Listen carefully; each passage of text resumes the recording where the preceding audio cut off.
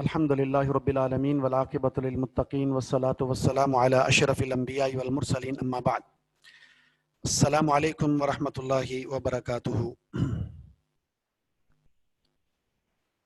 اللہ کے فضل و کرم سے آج ہم کلاس 1 میں اب تمام عزیز طلبہ اور طالبات سے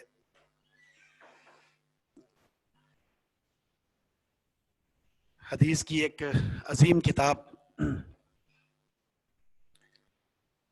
بخاری اور مسلم،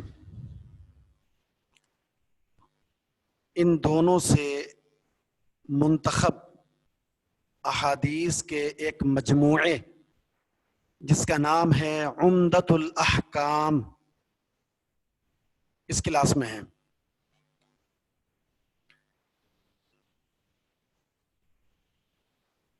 کلاس شروع کرنے سے پہلے تھوڑی سی باتیں آپ سے کر لیں، اس کے بعد پھر ہم کلاس شروع کرتے ہیں باقاعدہ. یہ کتاب یعنی یہ ہماری یہ کلاس حدیث کے بارے میں ہے. ٹھیک، ایک بات، اس میں جو کتاب ہے وہ عمدۃ الاحکام. تیسری بات یہ ہے کہ آج ہماری پہلی کلاس ہے اور آپ میں سے بہت سارے ایسے بھی ہوں گے انشاءاللہ جن کو یہ شرف پہلی دفعہ حاصل ہوا ہوگا کہ وہ طلب علم کے لیے باقاعدہ ایک کلاس میں بحیثیت متعلم، بحیثیت طالب علم وہ بیٹھیں. سب سے پہلے بات آپ عزیز طلبہ یہ ذہن میں رکھ لیں، ہر چیز کے کچھ آداب ہوتے ہیں، ہر چیز کے کچھ آداب ہوتے ہیں جس کو ہم آداب و طالب علم کہتے ہیں. لیکن آج ہم جس پیریڈ میں بیٹھے ہوئے ہیں یہ ہے حدیث کا پیریڈ، تو اس لیے سب سے پہلے آداب و طالب الحدیث، آداب و طالب الحدیث، حدیث کے طالب علم کو کون سے آداب ملحوظ رکھنے ہوں گے حدیث کو پڑھتے ہوئے.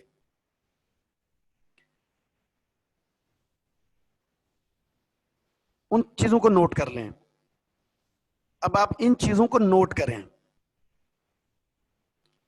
بجائے اس کے کہ آپ آپس میں یہاں سوالات مجھ سے کریں، چیٹ کریں. ان ساری چیزوں کو چھوڑ دیں، آپ بالکل چھوڑ دیں، اور آپ جو چیزیں میں بتا رہا ہوں آپ نے اسے نوٹ کرنا ہے، اور وہ چیز آپ کے کام کی ہے. توجہ سے اسے سنیں. ہیڈنگ یہ ہے آداب و طالب الحدیث. ایک حدیث کے طالب علم کو کن آداب کا لحاظ رکھنا ضروری ہے طلب حدیث میں. وہ آداب نہیں ہوں گے آپ کتنے بھی ذہین ہیں، فصیح ہیں، سمجھدار ہیں، لائق فائق ہیں، دنیا کے بہت ہی اچھے لوگوں میں شمار ہوتا ہے، تو اگر وہ آداب طالب حدیث آپ کے اندر موجود نہیں ہے تو کوئی حیثیت نہیں ہے. سب سے پہلی چیز اپنی نیت کی اصلاح کرنا ہے. میرے پڑھنے کا مقصد کیا ہے؟ یعنی اصلاح نیت، اپنی نیت کا اصلاح کر لیجئے. میرے پڑھنے کا مقصد کیا ہے؟ میرے پڑھنے کا مقصد اپنی ذات سے جہالت جیسی بیماری، اللہ کی معرفت میں کمی جیسی بیماری، شرعی احکام کے اندر عدم معرفت کی جو بیماری ہے اس کو ختم کرنا. اپنی ذات سے جہالت کو ختم کرنا یہ علم کا سب سے بنیادی غرض ہونا چاہیے، مقصد ہونا چاہیے. ایک چیز. نمبر 2، حدیث پڑھتے وقت اللہ کی رضا مقصود ہونی چاہیے. ویسے تو ہر اچھے کام میں یہی ہونا چاہیے، لیکن جب ہم قرآن و حدیث کی بات کرتے ہیں تو یہ شرف والے علوم ہیں. جتنے بھی علوم ہیں ان میں سب سے اشرف علم قرآن اور حدیث ہے. اس لیے جب قرآن اور حدیث کا علم حاصل کریں تو اس میں مقصود کیا ہو، مطلوب کیا ہو، غرض کیا ہو، اللہ رب العزت کی رضا، اللہ کی رضا۔ حدیث میں آتا ہے، رسول اللہ صلی اللہ علیہ وسلم کا فرمان ہے، جس شخص نے علم حاصل کیا، من طلب العلم یبتغى به وجہ اللہ، جس نے ایسا علم حاصل کیا جس علم کے ذریعے اللہ کی رضامندی حاصل ہونی چاہیے تھی، اس علم کے ذریعے اللہ رب العزت کو راضی کرنا چاہیے تھا، وہ علم حاصل کیا، قرآن اور حدیث کا علم، یہ شرف اسے حاصل ہوا، لیکن اس نے وہ علم حاصل کیا لیصیب بہ، اس لیے کہ اس علم کے ذریعے وہ حاصل کرے کیا چیز؟ دنیا کے مقاصد۔ یہ علم تو وہ ہے جس کے ذریعے اللہ رب العزت کی رضامندی حاصل ہونی چاہیے تھی، لیکن اس بندے نے اس علم کو حاصل کیا لیکن دنیاوی مقصد کے لیے۔ اس کا نقصان کیا ہے؟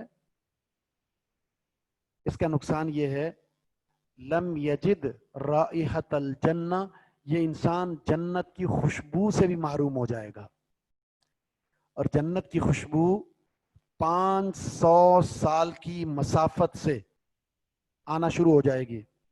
ایک انسان جنت سے اتنا دور ہے، 500 سال کی مسافت، لیکن یہ شخص جس نے علم کو حاصل کیا، جس سے اللہ کی رضامندی حاصل ہوتی تھی، اس کو دنیا کے مقصد کے لیے استعمال کیا، اللہ اس جنت کی خوشبو سے محروم کر دے گا۔ اس لیے رضامندی بہت ضروری ہے، اللہ رب العزت کو راضی کرنا بہت ضروری ہے، اور پھر یہ علم ہر شخص کو نہیں ملتا، یہ موقع بھی ہر شخص کو نہیں ملتا۔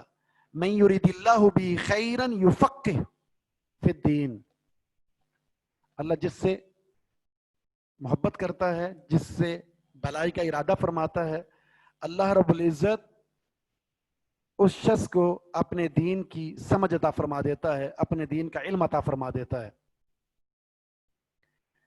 تو یہ تفقہ، طلب علم، یہ اللہ رب العزت کی اس بندے سے محبت ہوتی ہے، اسے وہ موقع دیا ہے، اب اس موقع کا فائدہ اٹھا کر وہ اللہ کی رضا کو حاصل کر لے، یا اس موقع کا فائدہ نہ اٹھائے اور وہ اللہ رب العزت کے وبال کا مستحق ہو جائے۔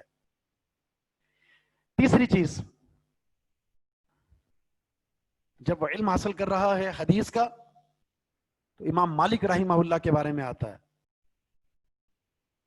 امام مالک رحمہ اللہ فرماتے ہیں، بلکہ ان کے بارے میں ان کے تلامذہ یہ نقل کرتے ہیں، جب حدیث کا علم حاصل کر رہے ہوتے تھے، حدیث کا علم طلبہ کو دے رہے ہوتے تھے، حدیث کی نشر و اشاعت میں ہوتے تھے، تو ان کا لباس سب سے بہترین ہوتا تھا، ان کی وضاقتہ بہت ہی عمدہ ہوتی تھی، باوضو ہو کر، خوشبو لگا کر، اچھا لباس پہن کر، اپنے حلیوں کو بہتر بنا کر، وہ مجلس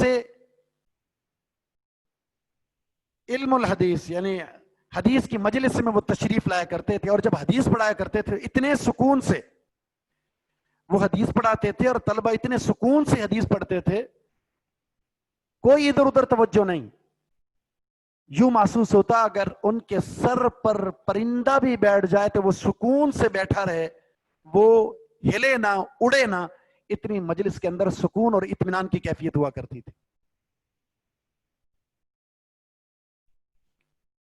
یہ قرآن اور حدیث کا جب علم ہو تو اتنا اشرف علم ہے کہ اس کے لیے ہماری وضاقتہ بھی عمدہ ہونی چاہیے، ہمارا انداز مجلس بھی عمدہ ہونا چاہیے، ہماری بیٹھک بھی عمدہ ہونی چاہیے، اور پرسکون بیٹھ کر، بڑے اطمینان کے ساتھ بیٹھ کر اس حدیث کو سنیں اور سمجھنے کی کوشش کریں۔ اپنی تمام مصروفیات کو، اپنی تمام توجہ کو، اپنی تمام مشغولیات کو بالائے طاق رکھ کر اب اس کے لیے اطمینان اور سکون اختیار کریں۔ اس کے بعد چوتھی چیز، علم میں رسوخ کے لیے 3 چیزوں کا احترام بہت ضروری ہے۔ 3 چیزوں کا، اپنی مجلس علم کا، جہاں بیٹھ کر آپ علم حاصل کر رہے ہیں، جو آپ کا ادارہ ہے، جو آپ کا جامعہ ہے، جو آپ کا اسکول ہے، جو آپ کا مدرسہ ہے۔ نمبر 2، جس کتاب سے آپ علم حاصل کرنے کی کوشش کر رہے ہیں اس کتاب کا بڑا احترام کریں، بڑے ہی ادب کے ساتھ، بڑے پیار کے ساتھ اس کتاب کو اٹھائیں، اسے رکھیں، اسے سنبھالیں. یہ آپ کا خزانہ ہے. آپ سونے اور چاندی کو بڑا سنبھال کر رکھتے ہیں، یقین جانیں یہ دنیا میں ہمیں تباہ کر دیں گے اور آخرت میں بھی تباہ کر دیں گے. لیکن یہ علم جن کتابوں سے ہم سیکھ رہے ہیں، یہ دنیا اور آخرت میں ہمارے لیے سعادت مندی کا سبب ہے. ان کا احترام. اور تیسرا، اپنے معلم، مدرس اور استاد کا احترام.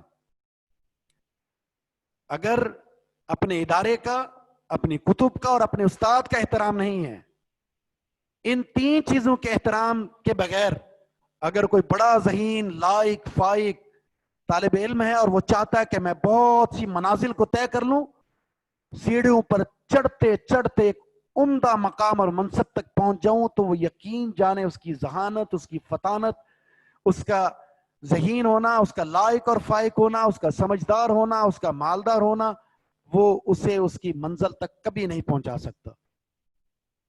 احترام ضروری ہے. یعنی وہ طالب علم با اخلاق ہو، با کردار ہو، بڑوں کا احترام کرتا ہو، چھوٹوں سے پیار کرتا ہو، اپنے ماں باپ کے ساتھ احسان اور شفقت کا طریق اختیار کرتا ہو. تو اس کا یہ جو انداز ہے، سب کے ساتھ بڑے اخلاق کی. دیکھیں جو طالب حدیث ہوتا ہے، طالب علم ہوتا ہے، وہ سب سے فوقیت رکھتا ہے. وہ سب سے فوقیت رکھتا ہے. وہ ایک عام انسان کی طرح نہیں ہوتا. اس میں ایک عام انسان سے ایک امتیازی خوبیاں اس کے اندر پیدا ہو جاتی ہیں. اور وہ خوبیاں کون سی ہیں؟ اس کا چلنا بھی الگ ہوتا ہے، اس کا اٹھنا بھی الگ ہوتا ہے، اس کا پینا بھی الگ ہوتا ہے، اس کا پہننا بھی الگ ہوتا ہے، اس کی سوچ بھی الگ ہوتی ہے. اس کا وجود ہی عمدہ اخلاق کا مرکز ہوتا ہے. یہ کون ہے؟ یہ اشرف علم کو حاصل کرنے والا انسان. امام بخاری کے شیخ ہیں عاصم، ان کا ایک بہترین قول ہے، وہ آپ کو بتاتا ہوں. وہ کہتے ہیں من طلب الحدیث فقط طلب اعلی الامور. جس نے حدیث کا علم حاصل کیا، اس نے سب سے عمدہ چیز کو حاصل کیا ہے. جو حدیث کا طالب علم ہے وہ سب سے عمدہ چیز کا طالب ہے. فعلیہ ان یکون من خیر الناس. کیا ہونا چاہیے؟ اس کے لیے ضروری ہے کہ اب وہ لوگوں میں بھی سب سے بہتر بن جائے. سب سے بہتر چیز کو سیکھ رہا ہے تو وہ سب سے بہتر بن جائے، سب سے پیارا بن جائے، سب سے ممتاز بن جائے، اس کا اخلاق سب سے خوبصورت ہو. یقین جانیں یہ چیز اس طالب علم کو اس کی منزلیں بہت ہی آسان بنا دے گی. چاہے وہ کمزور ہے، اسے باتیں سمجھ میں نہیں آتی، اسے کچھ چیزیں سمجھ میں نہیں آتی، لیکن وہ سب سے فائق ہو جائے گا ان عمدہ اخلاق کو اختیار کر کے. پانچویں چیز جو ضروری ہے ایک طالب علم کے لیے، اور وہ یہ ہے جب بھی وہ پڑھے، جب بھی وہ استاد سے کچھ سیکھے، اس کا مذاکرہ کرتا رہے، اس کو دہراتا رہے. آپس میں طلبہ آپس میں جو پڑھا ہے نا اس کے بارے میں تبادلہ خیال کریں، مذاکرہ کریں. مذاکرۃ العلم، علم کا آپس میں مذاکرہ کرنا، یہ پوری رات جاگ کر آپ خود ہی بیٹھ کر مغز ماری کرنے سے بہتر ہے. اس لیے رپیٹ کرنا، اسے دہرانا، اس سے نتیجہ کیا نکلے گا؟ وہ طالب علم اپنے سبق کو، اپنے اس حدیث کو، اپنے اس مشن کو آسانی سے لے کر آگے بڑھ سکتا ہے. ٹھیک ہے، اور بھی بہت سارے ہیں لیکن بنیادی طور پر یہ ہیں جو آپ نے سمجھ لیے ہیں. انشاءاللہ ان کا آپ کی زندگی میں آج سے ہی اطلاق ہو جانا چاہیے. اور پھر دوسری بات، ایک اور چیز بھی ہے جو میں یہاں بیان کر دوں، لیکن وہ یہاں ممکن اس لیے نہیں کہ آپ مجھ سے بہت دور ہیں. استاد کی سختی، سرزنش، استاد کی سختی، استاد کی سرزنش، اس کا استاد کا سخت لہجہ، استاد کی ڈانٹ ٹپٹ اور استاد کی مار، اس کا کبھی برا نہ سمجھیں. استاد کبھی بھی اپنے طالب علم کے بارے میں اور پھر جب ہمارا رشتہ جو ہے وہ دین کی بنیاد پر رشتہ ہے، اور یہ رشتہ دنیا کے سارے رشتوں سے مضبوط ہے. نبی علیہ الصلوۃ والسلام نے یہ رشتہ کس طرح بتایا؟ آپ نے فرمایا کہ میں تمہارا معلم ہوں بمنزلۃ الوالد، ایک والد کی طرح. استاد ایک باپ کی طرح ہوتا ہے. باپ نے اپنے اولاد کی تربیت جو ہے وہ جسمانی کرنی ہوتی ہے، اور استاد نے اپنی اولاد کی تربیت روحانی کرنی ہوتی ہے. روح کی تربیت جسم کی تربیت سے زیادہ حیثیت رکھتی ہے. اس لیے ایک استاد کا مقام اپنے طالب علم کے ساتھ جو رویہ ہے وہ اتنا شفیقانہ، اتنا کریمانہ، اتنا رحیمانہ ہو کہ اس نے اسے ایک منزل تک پہنچانا ہے. اور اس میں اگر کوئی سختی آ جائے، ڈانٹ ڈپٹ آ جائے، سخت پہلو آ جائے، تو اسے شفقت کے ساتھ قبول کر لینا ہے. ٹھیک ہے جی. اب ہم آتے ہیں اپنے سبق کی طرف. ہماری جو سبجیکٹ ہے وہ آپ جانتے ہیں، وہ حدیث ہے، اور اس کتاب کا نام ہے عمدۃ الاحکام. بہترین احکام پر مشتمل یہ کتاب ہے. اور ہم کتاب کو شروع کرنے سے پہلے کچھ بنیادی باتیں ہیں وہ کریں گے آپ سے. نماز کا ٹائم بھی ہونے والا ہے، 2-3 منٹ بعد ہم کلاس ختم کر دیں گے، اس کے بعد پھر نماز کے بعد شروع کریں گے انشاءاللہ. اچھا، اب بات یہ ہے کہ یہ جو کتاب ہے اس کے اندر کوئی 450 کے قریب حدیثیں ہیں. ہم زیادہ تر حصہ انشاءاللہ پڑھیں گے. ہر موضوع کو کور کیا گیا بڑے اختصار کے ساتھ. اس کتاب کا خلاصہ یہ ہے، ہر موضوع کو کور کیا گیا بڑے اختصار کے ساتھ. اور سب سے مزے والی بات یہ ہے کہ ساری حدیثیں بخاری مسلم کی ہے، یعنی آنکھ بند کر کے ان کی صحت پر یقین کیا جا سکتا ہے. ٹھیک ہے. لہذا اس حدیث میں، اس کتاب میں جو حدیث پڑھیں گے انشاءاللہ اس نیت سے پڑھیں گے کہ میرے وجود سے جہالت ختم ہو اور میں نے اس پر عمل کرنا ہے. میں نے اس پر عمل کرنا ہے. ٹھیک ہے. بخاری مسلم حدیث کی وہ کتابیں ہیں، ویسے تو حدیث کی کتابیں جو آپ نے پڑھی ہیں، سنی ہوں گی، 6 کتابیں بڑی معروف ہیں: بخاری، مسلم، ابو داؤد، نسائی، ترمذی، ابن ماجہ. لیکن یہ بخاری مسلم کا مجموعہ ہے. مؤلف کا نام ہے شیخ عبد الغنی المقدسی رحمہ اللہ. عبد الغنی المقدسی رحمہ اللہ.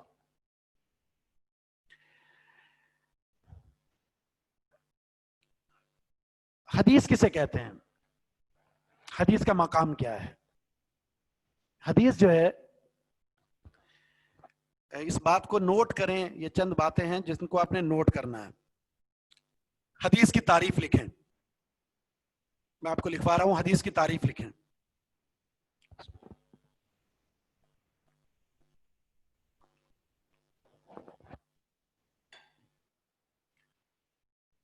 ہر وہ قول،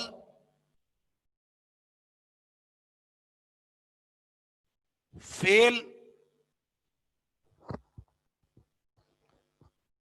اور تقریر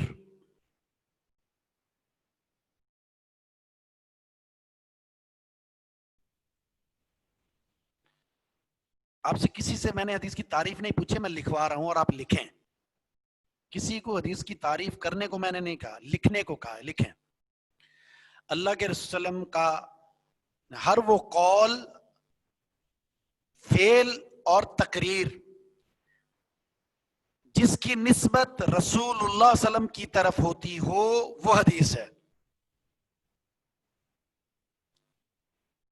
ہر قول، فعل اور تقریر جس کی نسبت رسول اللہ صلی اللہ علیہ وسلم کی طرف ہوتی ہو اسے حدیث کہتے ہیں. ٹھیک ہے. اب قول سے کیا مطلب؟ قول کا مطلب ہے اللہ کے رسول کے فرامین. ٹھیک ہے. فرامین میں تشریح کرتا ہوں اس کی. جیسے نبی علیہ الصلوۃ والسلام کا فرمان ہے، سلو کما رأیتمونی اصلی، نماز اس طرح پڑھو جس طرح تم نے مجھے پڑھتے ہوئے دیکھا ہے. انما الاعمال بالنیات، تمام اعمال کا دار و مدار نیت پر. یہ کیا ہے؟ اللہ کے رسول کے فرامین ہے، اس کو قول کہتے ہیں. اور فعل کا مطلب اللہ کے رسول صلی اللہ علیہ وسلم کے اعمال جو آپ نے کیے ہیں. نبی علیہ السلام نماز کیسے پڑھتے تھے؟ آپ کھانا دائیں ہاتھ سے کھاتے تھے، नबी अलैहिस्सलातु वस्सलाम जब सोते थे तो दाएं करवट सोया करते थे। ठीक है, तो ये क्या है? ये है रसूलुल्लाह सल्लल्लाहु अलैहि वसल्लम के फरामीन, जिनमें रसूलुल्लाह सल्लल्लाहु अलैहि वसल्लम के आमाल का तज़किरा है। इसलिए एक थोड़ा सा फर्क है, बास कौल को हदीस कहते हैं और फेल को सुन्नत कहते हैं, एक तारीफ है ये। और तकरीर का मतलब ये है, तकरीर का मतलब ये है नबी अलैहिस्सलातु वस्सलाम की जिंदगी में सहाबा इकराम ने कोई काम किया हो, सहाबा ने कोई काम किया हो और नबी अलैहिस्सलातु वस्सलाम ने उस काम को देखकर जानकर रोका ना हो। नबी अलैहिस्सलातु वस्सलाम की मौजूदगी में कोई सहाबा ने काम किया और आपने उससे मना ना किया हो, इनकार ना किया हो, तो उसे कहते हैं तकरीरी हदीस। क्योंकि आपका किसी काम पर इनकार करना ये उसके जायज होने की इनकार ना करना ये जायज होने की निशानी है। ठीक है जी, तो ये है हदीस की तारीफ। मजीद बातें हम आप इंशाल्लाह करते हैं। बाकी इसमें इंशाल्लाह पढ़ेंगे हम। मगरिब का नमाज का जो वक्त है वो अजान मगरिब से शुरू होकर कब तक चलता है, तो इसमें अगर 5 मिनट 10 मिनट कोई ताखीर भी हो जाए अजान के बाद, तो अक्सर ही हम समझते हैं कि नमाज मगरिब का वक्त बहुत महदूद होता है, अजान होते ही पढ़ लेना चाहिए। तो ऐसा नहीं है, परेशान होने की जरूरत नहीं है, और हमें भी पता है हमने भी नमाज पढ़नी है, तो लिहाजा इसका इजहार बार बार करने की जरूरत नहीं है, ये खामा का खलल आता है बीच में। इंशाल्लाह हमने भी पढ़नी होती है और हम भी पढ़ेंगे, और नमाज का वक्त हमें मालूम है, आप सबने भी पढ़नी होती है। अगर उसमें 10-15 मिनट क्लास की वजह से ताखीर भी हो जाए तो इंशाल्लाह कोई हर्ज नहीं है। हम नमाज पढ़ते हैं इंशाल्लाह, उसके बाद फिर दोबारा शुरू करते हैं। सुब्हानक अल्लाहुम्मा व बिहम्दिका अशहदु अल्ला इलाहा इल्ला अंता अस्तगफिरुका व अतूबु इलैक।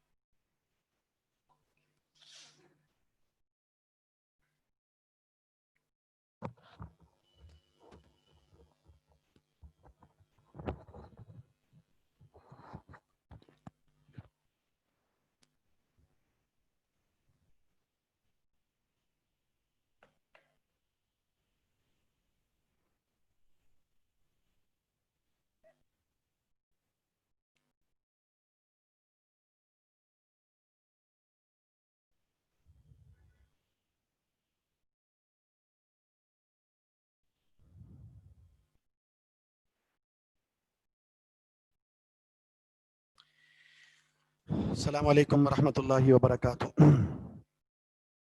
अल्हम्दुलिल्लाह वस्सलातु वस्सलामु अला मन ला नबिय्य बअदा। हदीस की तारीफ आपने सुन ली थी, अब कुछ बातें मजीद हम कर लेते हैं और आप अपनी तवज्जो जो है वो लिखने पर मबजूल करें।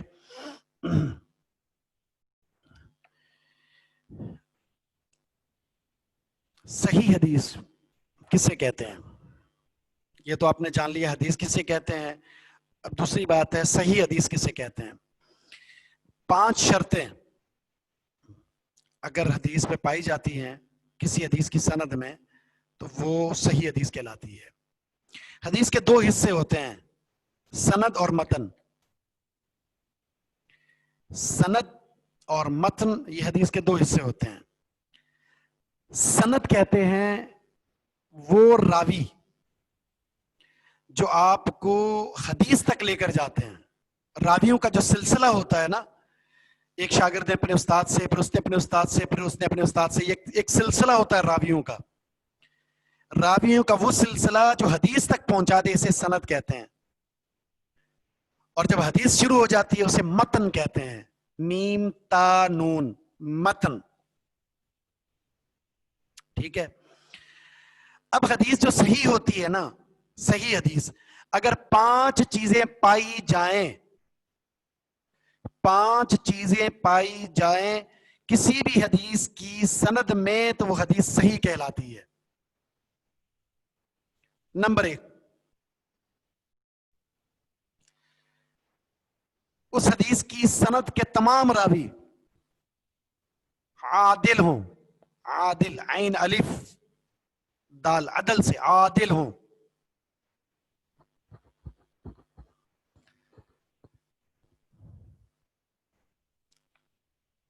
اچھا، عادل کا مطلب کیا ہوتا ہے؟ عادل کا مطلب ہوتا ہے مسلمان، بالغ، کبیرہ گناہوں سے بچنے والا، صغیرہ گناہوں پر ہمیشگی نہ کرتا ہو. ٹھیک ہے. حتیٰ کہ معاشرے میں جو چیزیں معیوب سمجھی جاتی ہیں نا، ان چیزوں سے بھی اجتناب کرتا ہو، اسے عادل کہتے ہیں. ٹھیک ہے. عادل کا یہ تعارف ہے کہ وہ مسلمان ہو، بالغ ہو،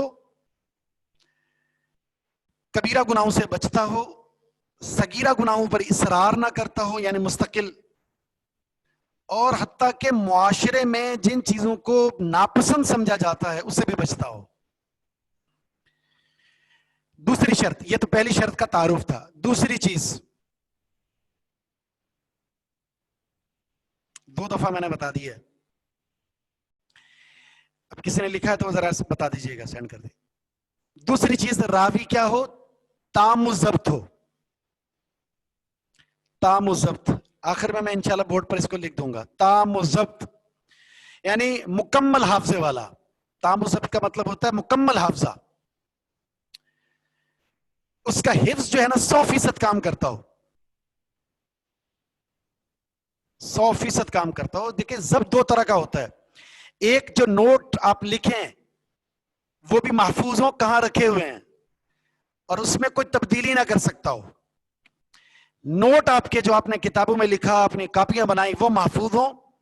اور نمبر 2، جو آپ نے اس دماغ کے اندر محفوظ کر رکھا ہوا اس میں ذرہ برابر بھی غلطی نہ ہوتی ہو. اس کو کہتے ہیں تام و ضبط، مکمل حافظہ. آج المیہ یہ ہے کہ نہ تو ہمارے پاس حافظہ، ذہن میں محفوظ کرنے والی جو میموری ہے ہماری، نہ تو وہ کام کر رہی ہے، اور نہ ہی جو ہماری تحریر جو ہم نے لکھی بھی ہوتی ہے اپنے ہاتھ سے وہ محفوظ ہے. کوئی چیز محفوظ نہیں. ٹینشنیں اتنی پالی ہوئی ہیں، مصروفیات اتنی زیادہ ہیں، سوچ و بچار اتنی زیادہ ہے، پروگرام اس قدر زیادہ ہیں کہ اگر کوئی چیز یاد بھی کر لیں تھوڑی دیر کے بعد بھول جاتی ہے. کچھ لکھ بھی لیں تو پتہ ہی نہیں چلتا کہاں رکھا ہے. تو اب اندازہ لگائیں جو حدیث کے راوی ہیں وہ اپنے حافظے کے، میموری کے کتنے بڑے پہاڑ ہوں گے جنہیں 5 لاکھ احادیث اس طرح یاد تھی جس طرح سورۃ الفاتحہ میں یاد ہوتی ہے. ایسے ایسے محدثین اللہ تعالیٰ نے اپنے دین کی حفاظت کے لیے پیدا کیے تھے.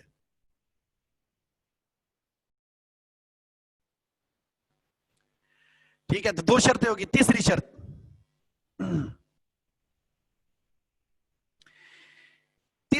یہ ہے کہ سند متصل ہو. سند متصل ہونے کا مطلب یہ ہے راویوں کی جو لڑی ہے نا، یہ سند حدیث تک لے جانے والا راویوں کا یہ جو سلسلہ ہے، بیچ میں کہیں بھی انقطاع نہ ہو. ایسا نہ ہو کہ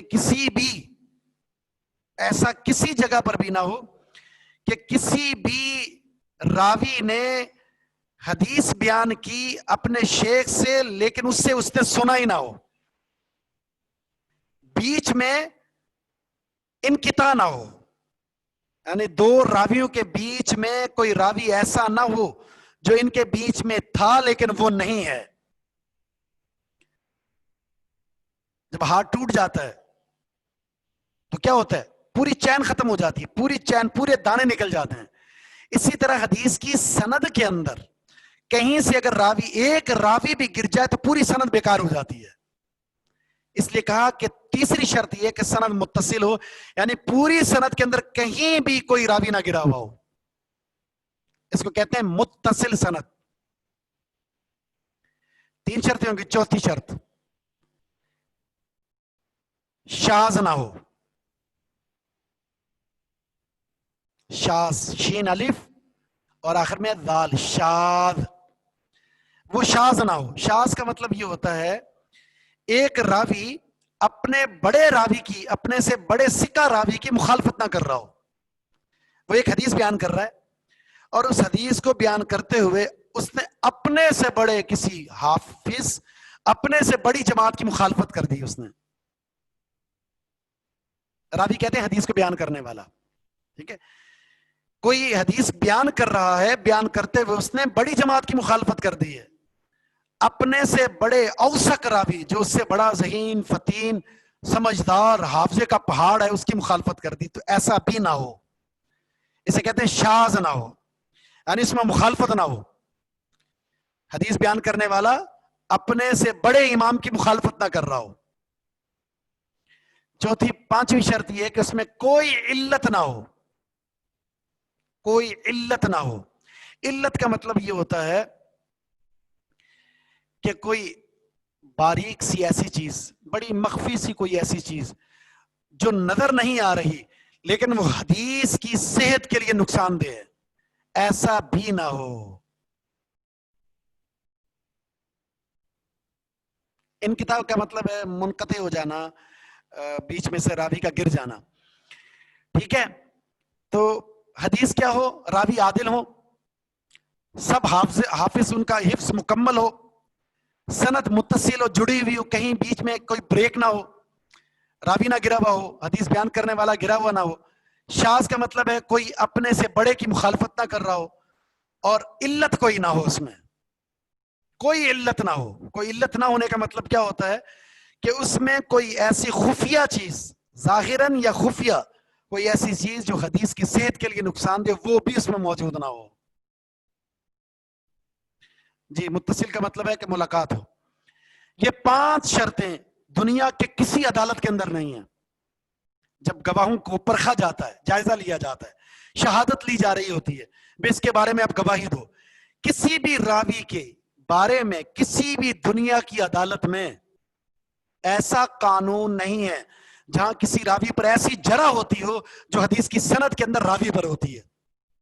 راوی عادل ہے، اس کا حفظ کیسا ہے، اس نے جس سے یہ بیان کر رہا ہے اس سے واقعتاً ملاقات کیا یا نہیں کی، یہ راوی کہیں حدیث بیان کرتے ہوئے اپنے سے بڑے کی مخالفت تو نہیں کر رہا، اس حدیث کی سند میں کسی جگہ پر کوئی علت تو نہیں پائی جا رہی جو اس حدیث کی ضعیف ہونے کا سبب بنتا ہو. یہ ایک دقیق بحث ہے. جب اصول حدیث کو پڑھیں گے یہ ساری بحث تفصیلاً اصول حدیث میں آئے گی جب آپ پڑھیں گے. ٹھیک ہے، اب بنیادی باتیں آپ یہ سمجھ لیں صرف. اسے کہتے ہیں صحیح حدیث. اس قدر زیادہ تحقیق ہے محدثین کی حدیث کی صحت کے لیے راویوں پر، بالخصوص بخاری اور مسلم، ان کے اندر تو بہت ہی زیادہ بڑے پیمانے پر اس کا جائزہ لیا گیا ہے. اس کے بعد اگر کوئی بدبخت انسان کھڑا ہو کر صحیح بخاری اور صحیح مسلم پر تنقید کرتا ہے تو یہ اسلام کا دشمن ہے، اسلام کے نام پر دھبا ہے. کتنے لوگ ایسے ہیں جو حدیث کا انکار کر دیتے ہیں، بخاری کی حدیث کو میں نہیں مانتا، مسلم کو میں نہیں مانتا، وہ فلاں صحیح حدیث کو میں نہیں مانتا. ٹھیک ہے، تو آپ یہ بنیادی 5 چیزیں آپ یاد کر لیں بس. اس کی تفصیلات انشاءاللہ اصول حدیث میں آپ آگے جا کر پڑھیں گے انشاءاللہ. اچھا، ان 5 شرطوں میں سے ایک شرط آپ نے پڑھی ہے، اس کا حفظ 100% کام کرتا ہو. راوی کا، حدیث کو بیان کرنے والے ناقل کا حافظہ 100% کام کرتا ہو. اگر حفظ میں تھوڑی سی کمی آ گئی تو اس کو کہتے ہیں حسن روایت. باقی 4 شرطیں وہ ہیں، حافظہ تھوڑا سا کم ہوتا ہے، جب کسی راوی کا حافظہ کم ہو جائے تھوڑا سا تو اس کی حدیث کو حسن کہتے ہیں.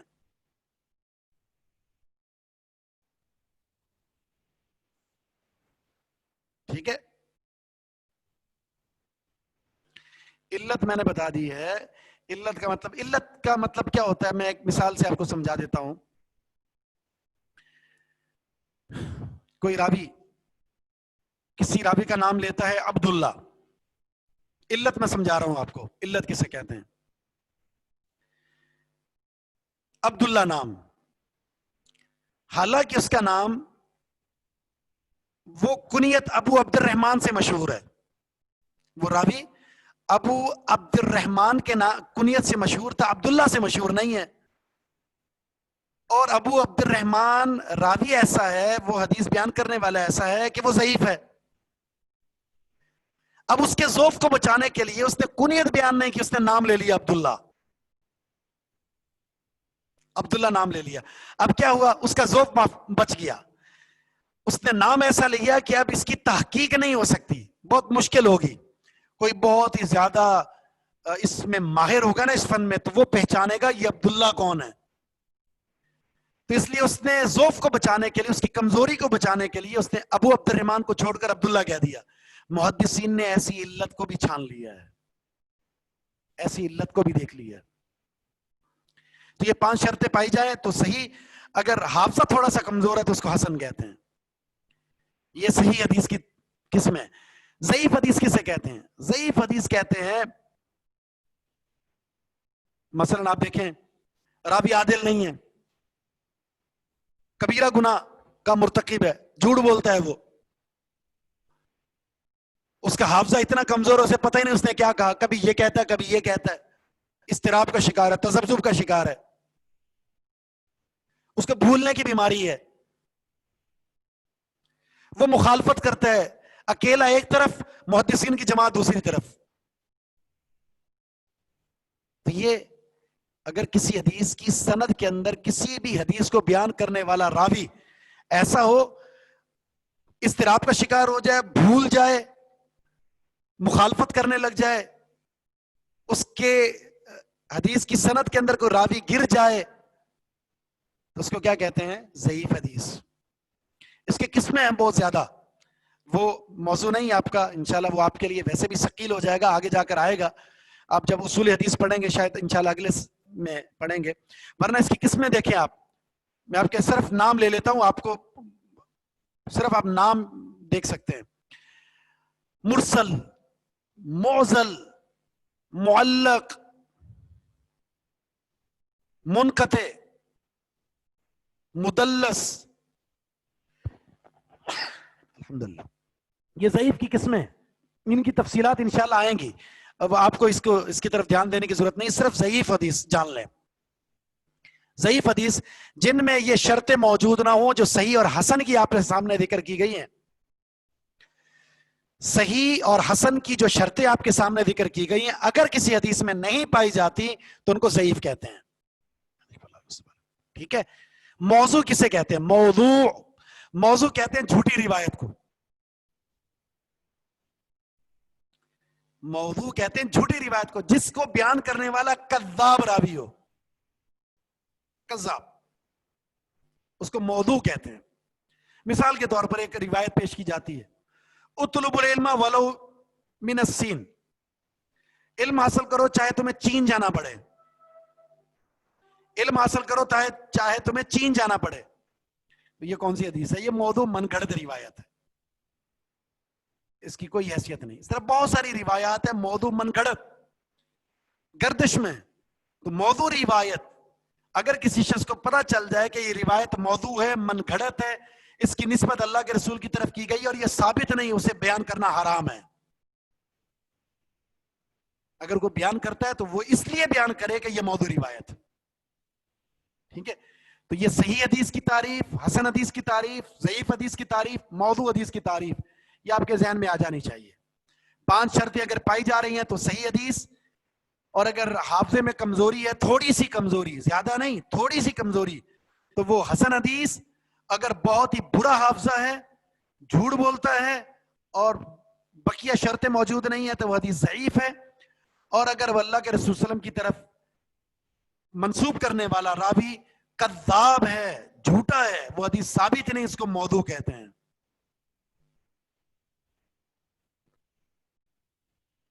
ٹھیک ہے. اب اس کے بعد ایک اور چیز، بس 3 چیزیں اور ہیں، مرفوع، موقوف اور مقطوع. انہیں بھی نوٹ کر لیں، یہ حدیث کی بہت ضروری اصطلاحات ہیں. مرفوع،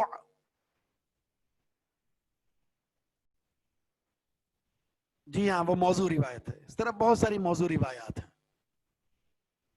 جیسے ایک اور ہے حب الوطن من الایمان، وطن سے محبت کرنا یہ ایمان کا حصہ، یہ موضوع روایت ہے. نہیں، ضعیف اور موضوع میں فرق ہے.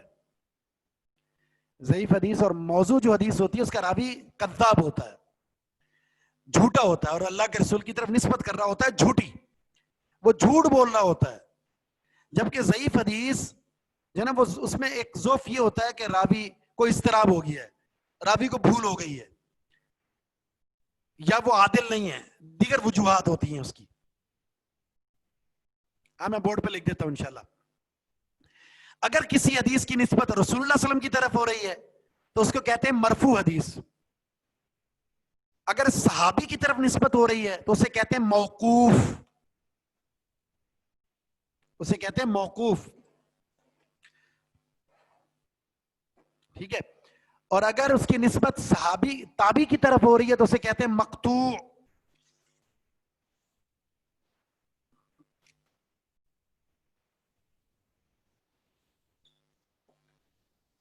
مرفوع،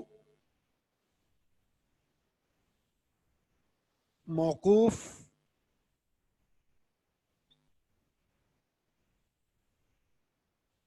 مقطوع.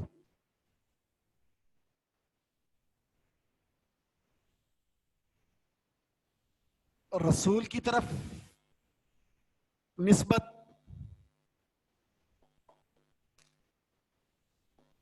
صحابی کی طرف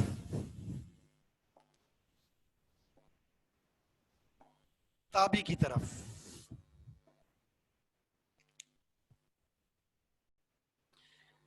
ٹھیک ہے.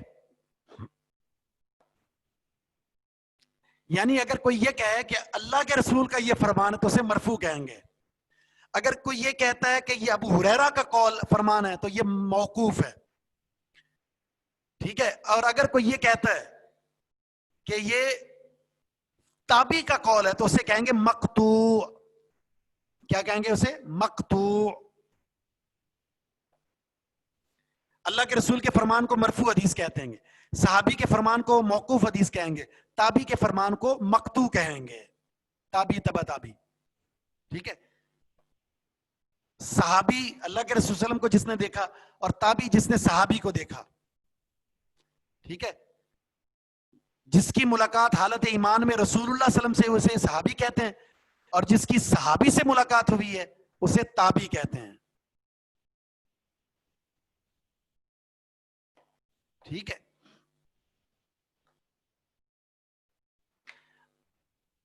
ہمارا ٹائم تو ختم ہو چکا، لیکن میں ایک بات ضروری سمجھتا ہوں کہ حدیث اور قرآن دونوں حجت ہیں.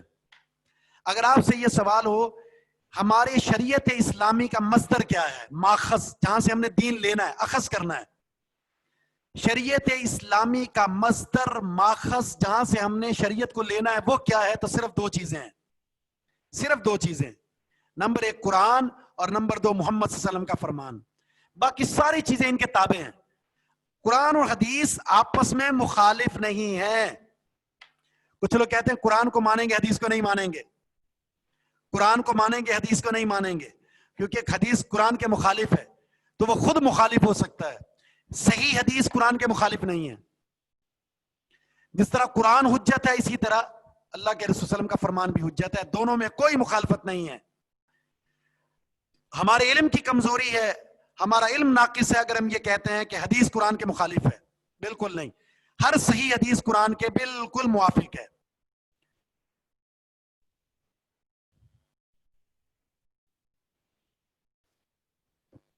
قرآن پر عمل ہو ہی نہیں سکتا اگر حدیث کو چھوڑ دیں.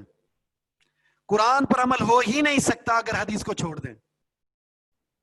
اللہ نے فرمایا کہ حج کے 3 مہینے ہیں. کون سے 3 مہینے ہیں؟ پورے قرآن میں کہیں نہیں ہے. اللہ نے فرمایا مہینے 12 ہیں اور حرمت والے 4 ہیں. کون سے 4 مہینے حرمت والے ہیں؟ کہیں پتا نہیں ہے. اللہ نے قرآن میں فرمایا نماز پڑھو تو کیسے پڑھنی ہے؟ اللہ نے فرمایا زکوٰۃ دو تو کیسے دینی ہے؟ اللہ رب العزت نے شریعت کے بہت سارے مسائل کا ذکر اختصاراً قرآن میں کیا، تفصیل حدیث میں ہے. اس لیے اگر کوئی یہ کہتا ہے حدیث قرآن کے مخالف ہے لہذا حدیث کو ہم نہیں مانتے، تو ایسا شخص کا ایمان ہی نہیں ہے. وہ ایمان لا ہی نہیں سکتا قرآن پر. ٹھیک ہے. اس لیے یہ دونوں حجت ہیں. نبی الاسلام کا فرمان ہے तरक्तु फीकुम अमरैन, मैं तुम्हें दो चीजें देकर जा रहा हूं, तुम गुमराह नहीं हो सकते अगर इन दोनों चीजों पर तुमने अमल कर लिया। दुनिया की कोई ताकत तुम्हें गुमराह नहीं कर सकती। एक है कुरान और दूसरा है प्यारे पैगंबर अलैहिस्सलाम का फरमान। ठीक है, बिल्कुल हदीस भी अल्लाह की वही है, कुरान भी अल्लाह की वही है। कुरान के अल्फाज और मानी दोनों अल्लाह के हैं, जबकि हदीस के मानी और मफाहिम ये अल्लाह रब्बुल इज्जत की तरफ से हैं, अल्फाज रसूलुल्लाह सल्लल्लाहु अलैहि वसल्लम की तरफ। बस हदीस कुदसी उसे कहेंगे जिसकी निस्बत रसूलुल्लाह सल्लल्लाहु अलैहि वसल्लम अल्लाह की तरफ कर दें, निस्बतन बयान कर दे, उसे हदीस कुदसी कहेंगे। और जिसकी निस्बत अल्लाह के रसूल की तरफ बयान ना करें तो वो आम हदीस है। ये फर्क हो गया। अल्फाज और मानी दोनों अल्लाह की तरफ से, इसे कुरान कहते हैं। मानी अल्लाह की तरफ से, अल्फाज और रसूलुल्लाह सल्लल्लाहु अलैहि वसल्लम की तरफ से, और फिर उसकी निस्बत अल्लाह के रसूल सल्लम अल्लाह की तरफ करें तो फिर हदीस कुदसी। अगर निस्बत अल्लाह की तरफ नहीं करते तो यह हदीस आम हदीस कहलाएगी। हदीस और सुन्नत में कोई फर्क नहीं है, एक ही चीज है। बाज ने फर्क किया, कौल हदीस कहलाता है और अमल वो सुन्नत कहलाता है। अल्हम्दुलिल्लाह, ठीक है, इंशाल्लाह मजीद बातें अगली क्लास में हमारी होंगी। अल्लाह रब्बुल इज्जत हमें फ़हम अता फरमाए, समझ अता फरमाए। इंशाल्लाह कुछ बातें आपके लिए ये अगर मुश्किल हुई हैं तो आइंदा जाकर आसान हो जाएंगी इंशाल्लाह। हम कोशिश करेंगे बहुत सारी हल्के से अंदाज से आपको बहुत सारी बातें समझा दें। इंशाल्लाह आपने एक रजिस्टर बनाना है जिसमें हम हदीस आपको पढ़ाएंगे और हदीस के मसाइल आपको लिखवाएंगे। तो आप सब ने हदीस के मसाइल लिखने हैं, तो मैं आपको लिखवाऊंगा। हर हदीस के साथ साथ कुछ मसाइल लिखवाएंगे जो बुनियादी अहमियत के हामिल होंगे और वो आपने लिखने हैं। भरपूर मेहनत कीजिएगा, इंशाल्लाह साथ रहा तो इंशाल्लाह आपको बहुत सारा इल्म हासिल होगा। और अल्लाह ताला हम सबको उस इल्म के अंदर सीखने और समझने के अंदर इखलास अता फरमा दे। और अल्लाह रब्बुल इज्जत हम सब का हामी और नासिर हो। सुब्हानक अल्लाहुम्मा व बिहम्दिका अशहदु अल्ला इलाहा इल्ला अंता अस्तगफिरुका व अतूबु इलैक।